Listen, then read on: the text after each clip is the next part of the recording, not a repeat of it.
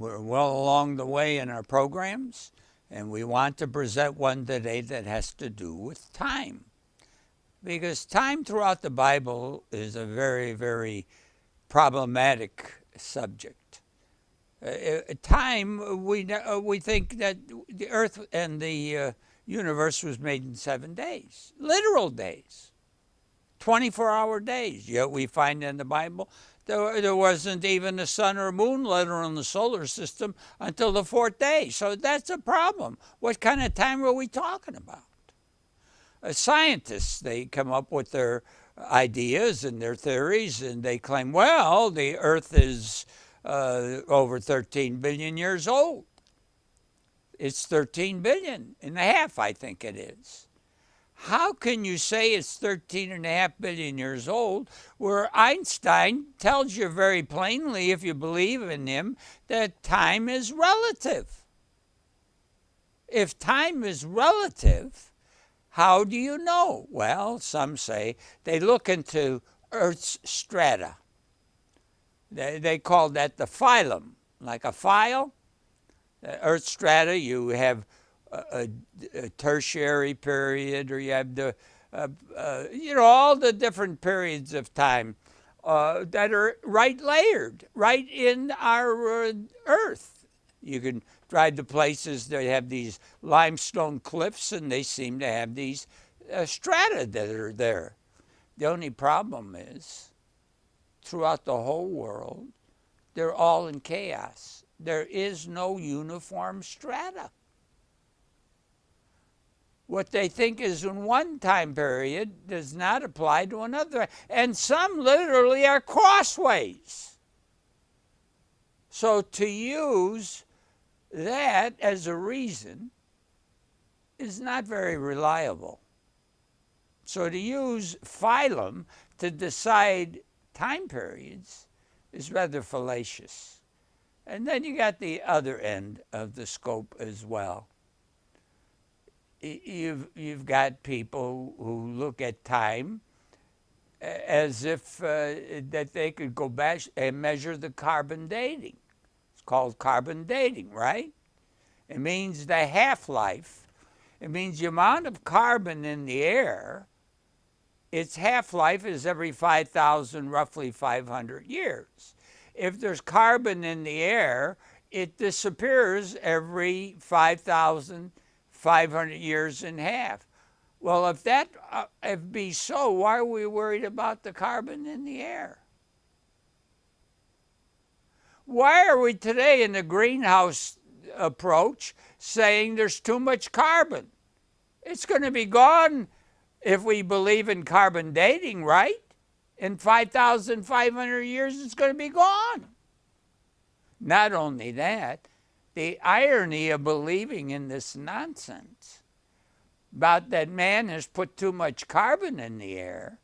Don't you know what happens when too much carbon gets in the air scientifically? You get global warming. And you say, yeah, that's the problem, global warming. Why is global warming a problem? When things warm up, grass shows. And grass shows, next thing you get is flowers. And then you get trees. And you know what? They give off oxygen.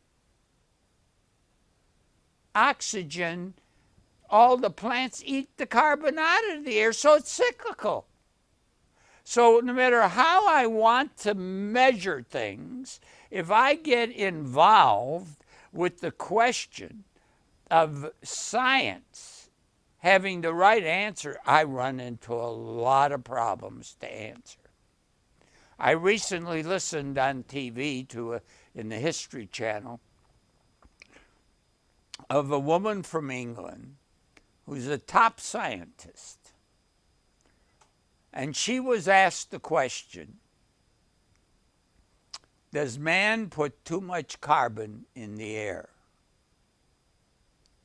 Top scientists, Nobel winners who got the Nobel Prize contend that the man has put too much carbon in the air. You know what she did?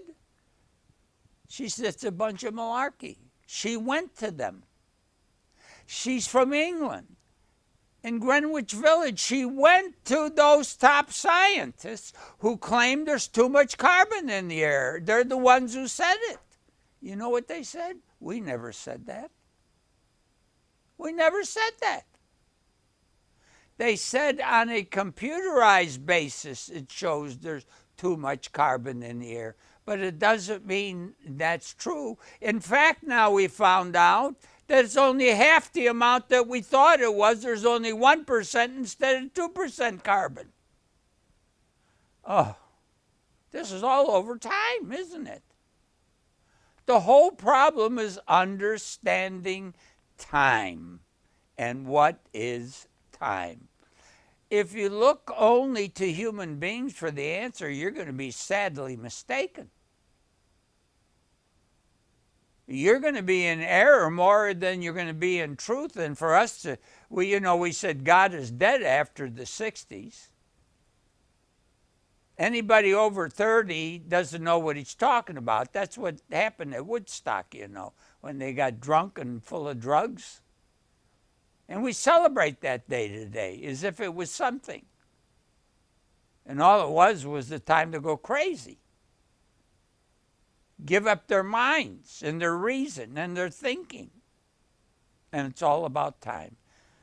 Well, let's go back to the old favorite, your Bible.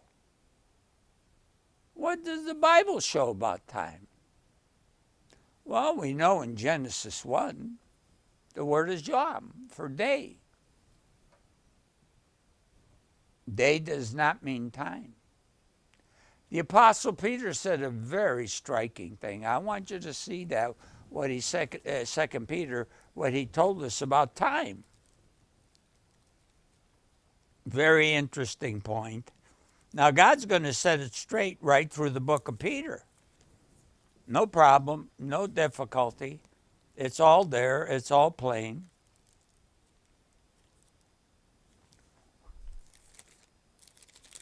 Peter was a pretty audacious person. When he spoke, he was pretty certain of himself, he felt. So it was no problem whatsoever for him to speak out.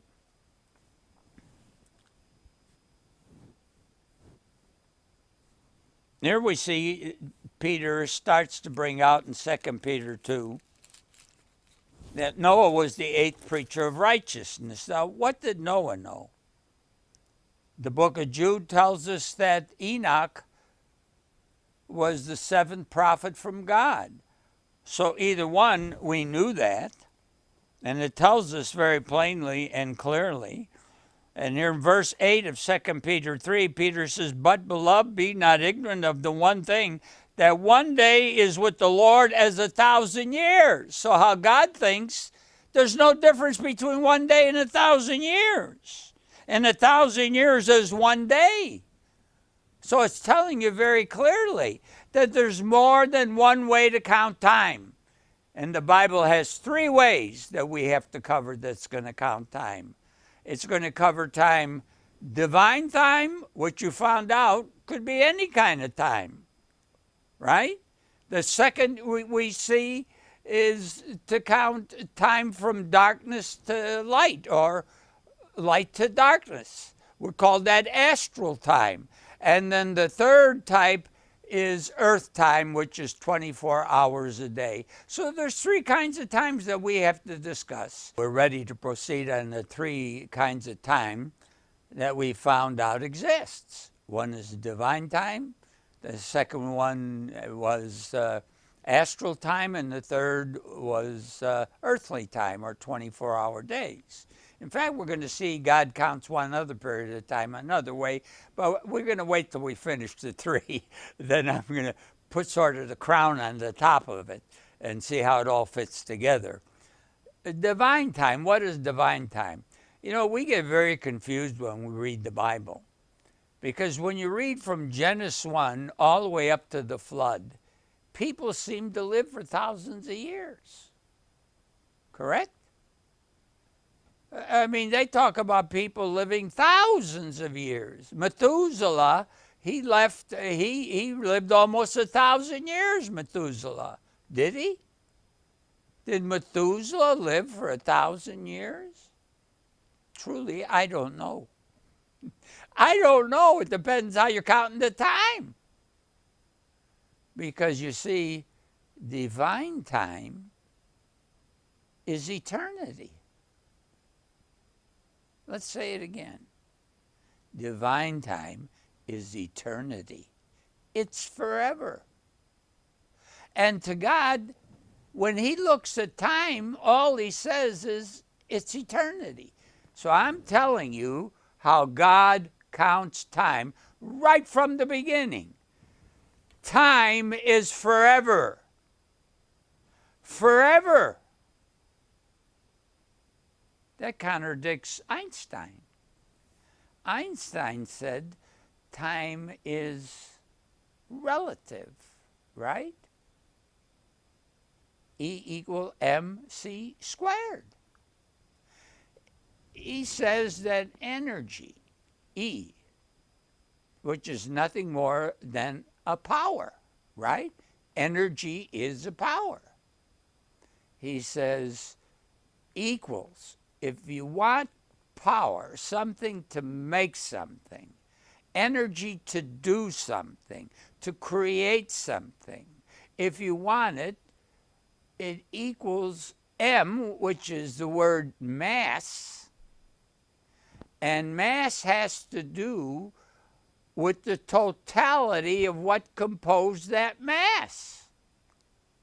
If it's a planet, within that planet, it has a specified amount of elements called quantum. Quantum physics is when you take all of the elements that are in that mass, like a planet, all right? C squared. C is light squared. In other words, you're restricted to the speed of light. And that's why in physics, you always measure things according to the speed of light. But you know what they found out recently? Well, if time is relative, they found out recently. Now, I want you to listen to this. They found out that divine time, you can start from one point and something else that's many light years away be there at the same time you started. So the light had nothing to do with it. It just, you started and you were there. And that's why when we read 2 Peter 3, that divine time, God figures time not by a day or 1,000 years, but eternity. Eternity is God's time. That's divine time. Now, Einstein disagrees with that because he says it's relative. But that's only because he's measuring time that's physical, that's created, and that's limited. There's two kinds of ways to study the universe. One is you can study by astronomy, that's its cycle, or the other way is by astrology. You heard of astrology? Do you know that every scientist is an astrologist? And in the Bible, God speaks of astrology as a very bad thing. You know why? Because astrology never ends. It's not eternal time. It's relative. So it's always relative to some other circumstance. There's an old scientist who was called Planck. His name was Planck. It's called the Planck constant. Planck constant means when all time is in perfect harmony, and constant. So it's called by the scientist Planck's constant. He was an astrologer. He studies everything by the speed of light. But that's not divine time, is it? Are you following me? It's a big difference. That's why the Hebrew word yom for day is not in eternity. It's whatever you have it to be. It can be relative. It can be relative to day and night. We know in Genesis 1 that's what happened, right? In Genesis 1:1, we read this very clearly and plainly. And God said in verse 3 of Genesis 1, let there be light, and there was light. Now, if God is time or eternity, then it means God can have no darkness in him, right? Because if he had darkness, he's already restricting time. He's defining a time. That's what's happening. And that's why Peter said it's a day or 1,000 years. And in First John 1 and in verse 5, it tells us very simply and clearly that in God there is no darkness. God himself has not the shreddest piece of darkness in him. Only light. There's only light. So God's time is light or divine, and it's eternal. But astral time is dependent on dark and light. So now we know what dark and light is, and then earthly time is what we call 24-hour periods. So those are the 3 periods of light or time.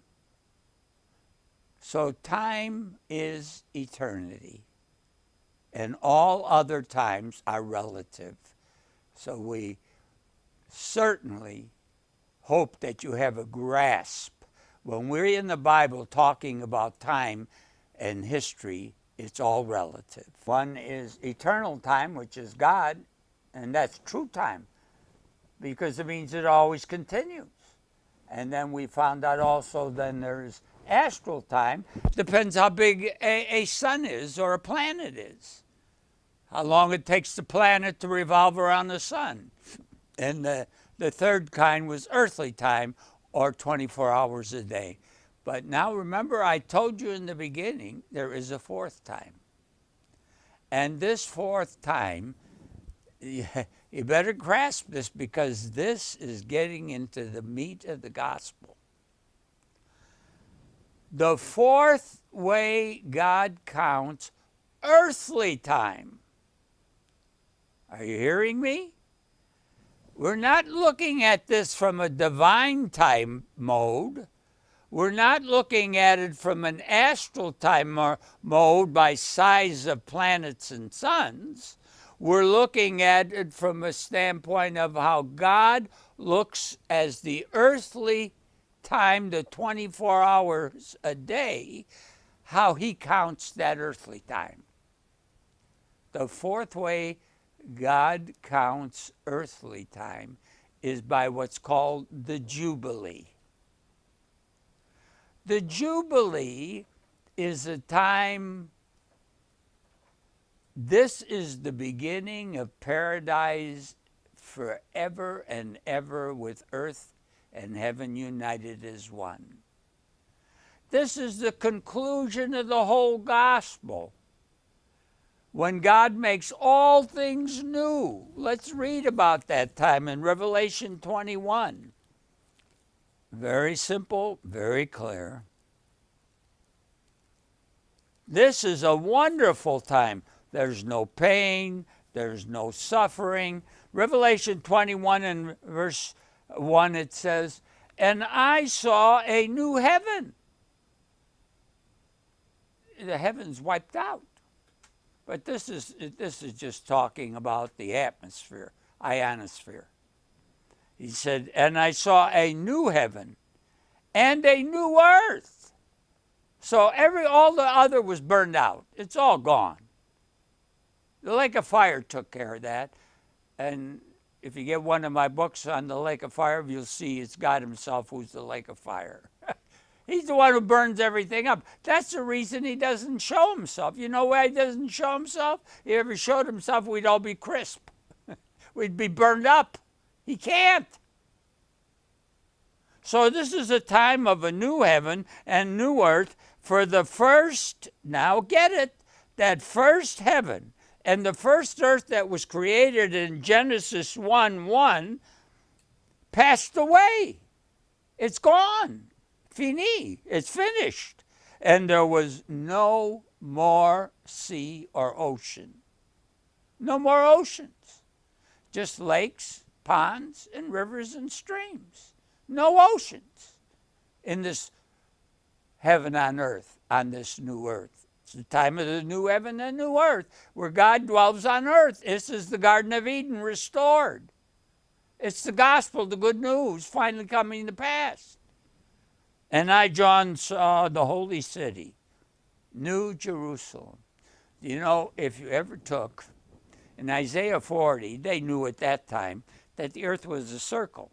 Scientists think that the Greeks thought that the earth was flat. No, the earth wasn't flat. It was a circle. The earth was flat, but the world was round. It was circular. Isaiah 40 tells us that, okay, very clearly. In fact, the word in the Hebrew, there where it says the circle, means latitude and longitude.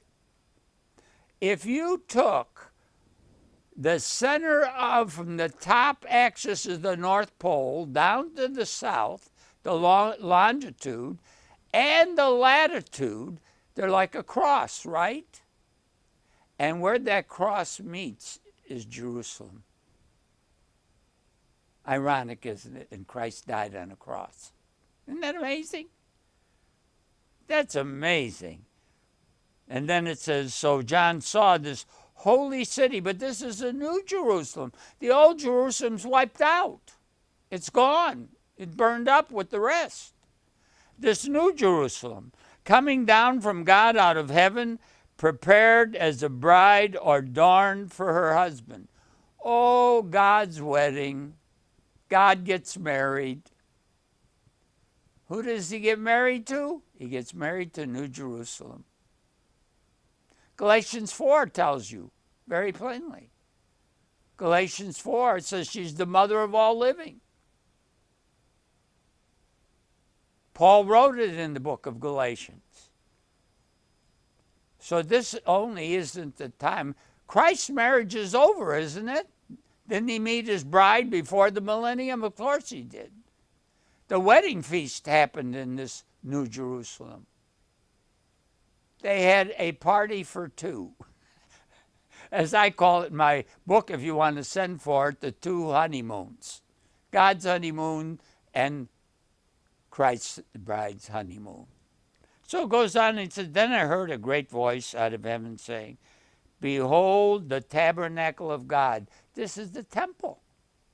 A tabernacle is God's house. Remember, the first one was just a tent that Moses carried around. It was a tabernacle. Is with men. So God dwells on earth. We don't stay in heaven. Heaven and earth are united. Read the Lord's Prayer. That's what it says. It says it.